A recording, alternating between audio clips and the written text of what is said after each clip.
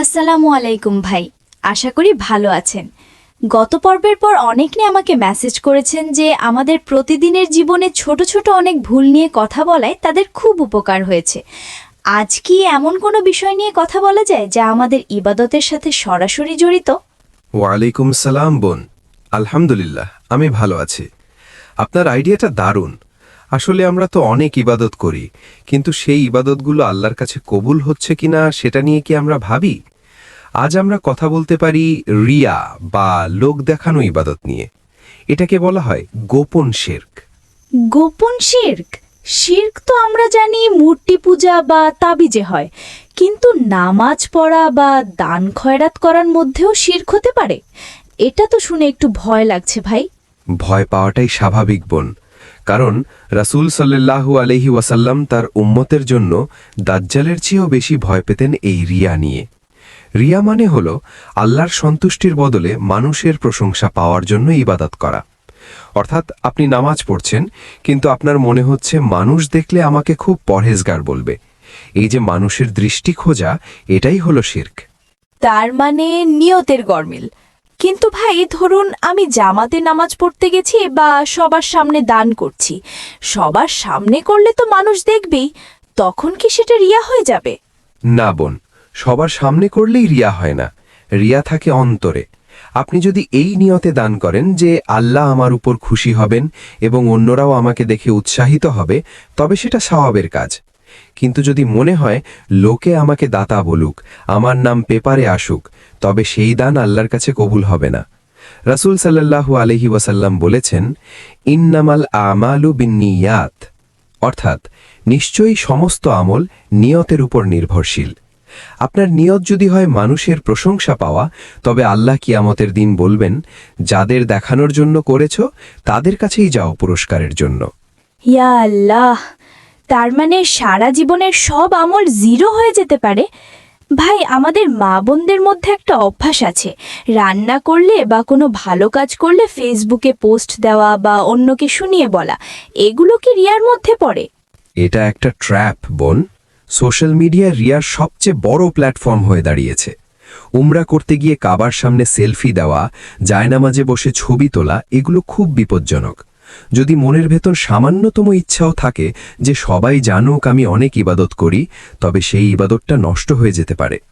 আল্লাহ পবিত্র কুরআনে বলেছেন, ফাওয়াইলুল লিল মুসাল্লিনা আল্লাযীনা হুম আন সালাতিহিম সাহুনা আল্লাযীনা হুম ইউরাউনা, অর্থাৎ দুর্ভোগ সেই নামাজীদের জন্য যারা তাদের নামাজ সম্পর্কে উদাসীন এবং যারা লোক দেখানোর জন্য তা করে। দেখুন, নামাজ পড়লেও দুর্ভোগের কথা বলা হয়েছে যদি তাতে রিয়া থাকে। ভাই, অনেক সময় তো এমন হয় যে আমি একলা নামাজ পড়ছি, কিন্তু হঠাৎ রুমে কেউ আসলো আর আমি তখন আমার সেজদাটা একটু লম্বা করলাম বা সুন্দর করে পড়লাম, এটাও কি রিয়া? এক্স্যাক্ট, আপনি একদম ঠিক জায়গায় হাত দিয়েছেন বোন। এটাকে বলা হয় শিরকে খাফি বা অতি গোপন শিরক। রাসূল সাল্লাল্লাহু আলাইহি ওয়াসাল্লাম এটার উদাহরণ দিয়েছেন এইভাবে, কোনো ব্যক্তি নামাজে দাঁড়ালো এবং তার নামাজকে সুন্দর করল যখন দেখল যে কেউ তাকে দেখছে। এটা সেই কালো পিঁপড়ের মতো যা অন্ধকার রাতে কালো পাথরের ওপর দিয়ে হেঁটে যায়, সহজে ধরা যায় না। তবে তো আমাদের রক্ষা নেই, আমরা তো মানুষ, প্রশংসিত হতে সবারই ভালো লাগে। এই রিয়ার রোগ থেকে বাঁচার উপায় কি ভাই? আমরা কি ইবাদতি করা ছেড়ে দেব লোক দেখানোর ভয়ে? না বোন, ইবাদত ছেড়ে দেওয়া যাবে না। ইবাদত ছেড়ে দেওয়াও শয়তানের একটা ধোঁকা। শয়তান আপনাকে বলবে, তোমার তো রিয়া হচ্ছে, নামাজ পড়ে লাভ নেই। সমাধান হলো নিজের নিয়তকে বারবার চেক করা।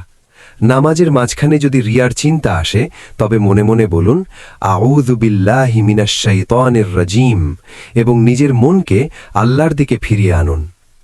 ঝাড়ফুঁক বা দোয়া কি আছে এই মন পবিত্র করার জন্য? অবশ্যই। রাসূল সাল্লাল্লাহু আলাইহি ওয়াসাল্লাম আমাদের একটি চমৎকার দোয়া শিখিয়েছেন এই ছোট বড় সব ধরনের শিরক থেকে বাঁচার জন্য। বোন, আপনি এটি মুখস্থ করে নিতে পারেন। আল্লাহুম্মা ইন্নী আউযু বিকা আন উশরিকা বিকা ওয়া আনা আ'লাম ওয়া আস্তাগফিরুকা লিমা লা আ'লাম, অর্থাৎ, হে আল্লাহ, আমি জেনে শুনে আপনার সাথে শিরক করা থেকে আপনার কাছে আশ্রয় চাইছি এবং যা আমি জানি না, অজান্তে করে ফেলি তার জন্য ক্ষমা প্রার্থনা করছি। দোয়াটা অনেক সুন্দর ভাই, আমি এটা নোট করে নিচ্ছি। আচ্ছা ভাই, আরেকটা প্রশ্ন। অনেকে খুব সাধারণ কাপড় পরে বা ময়লা কাপড় পরে মানুষের সামনে এটা দেখানোর জন্য যে সে খুব দুনিয়া বিমুখ বা বড় বুজুর্গ, এটাও কি রিয়া? বোন, এটাকে বলা হয় নেগেটিভ রিয়া। লোক দেখানোর জন্য দামি কাপড় পরা যেমন রিয়া, আবার লোক দেখানোর জন্য ইচ্ছা করে জরাজীর্ণ থাকা যাতে মানুষ তাকে বড় দরবেশ বলে, সেটাও রিয়া। মূল কথা হলো আপনি যাই করছেন তার পেছনে মানুষের মতামতকে কতটুকু গুরুত্ব দিচ্ছেন। সুবহানাল্লাহ, তার মানে মধ্যপন্থা অবলম্বন করাই হলো ইসলাম। ভাই, পডকাস্টের দর্শকদের জন্য ছোট করে যদি বলতেন কিভাবে বুঝবো আমার ইবাদতে রিয়া আছে কিনা। খুব সহজ একটা টেস্ট আছে বোন। আপনি একা অবস্থায় যেভাবে নামাজ পড়েন বা দান করেন, মানুষের সামনেও যদি ঠিক একইভাবে করেন, তবে ইনশাল্লাহ আপনার নিয়ত ঠিক আছে। কিন্তু যদি মানুষের উপস্থিতিতে আপনার ইবাদতের কোয়ালিটি বেড়ে যায় বা স্পিড বেড়ে যায়, তবে বুঝবেন সেখানে রিয়ার ভাইরাস ঢুকেছে। চমৎকার একটা টেস্ট ভাই, আজ থেকে নিজের ইবাদতগুলো এই ফর্মুলায় চেক করে দেখব। ফ্রেন্ডলি। অনেক ধন্যবাদ ভাই, সুন্দরভাবে বিষয়টি বুঝিয়ে দেওয়ার জন্য। শুক্রিয়া আল্লাহর বোন। আমাদের মনে রাখতে হবে, আল্লাহ শুধু আমাদের আমলের চেহারা দেখেন না, তিনি দেখেন আমাদের অন্তরের হাল। আল্লাহ আমাদের সবাইকে এই গোপন শিরক থেকে হেফাজত করুন। আমিন।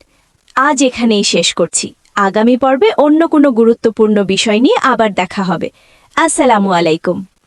ওয়ালাইকুম সালাম। আল্লাহ হাফেজ।